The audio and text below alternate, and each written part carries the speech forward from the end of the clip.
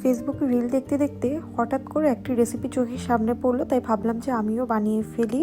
Hello everyone, আসসালামু আলাইকুম। কেমন আছেন সবাই? এখানে আমি চিকেন বেস্ট নিয়েছি, এটাকে কিউব করে কেটে এর মধ্যে হচ্ছে যে আমি ইয়োগার্ট দিয়েছিলাম, all purpose seasoning, 5 spice, oregano, salt, তারপর কারি পাউডার দিয়ে আর একটু মরিচের গুঁড়া দিয়েছি, দিয়ে এটাকে ভালো করে মিক্স করে এখানে একটু টমেটো ক্যাচাপ দিয়েছি, দিয়ে এখানে আমি 1 ঘন্টার জন্য এটা রেখেছি। এরপরে একটা প্যানের মধ্যে আমি তেল নিয়েছি, বেশ কিছু পেঁয়াজ নিয়েছি, তারপর লবণ, কারি পাউডার দিয়ে এটা ভালো করে নাড়াচাড়া করে আমি একটু পেঁয়াজ বাটা দিয়ে এটাকে ভালো করে মিক্স করে নিচ্ছিলাম।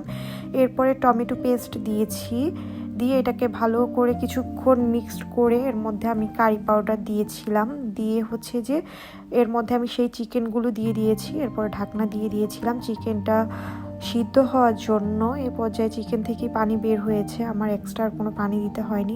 একটু কাঁচা মরিচ দিয়েছিলাম, তারপরে কর্নফ্লাওয়ার পানির সাথে মিক্সড করে এটা আমি দিয়ে দিলাম। হয়ে গেল আমার চিকেন।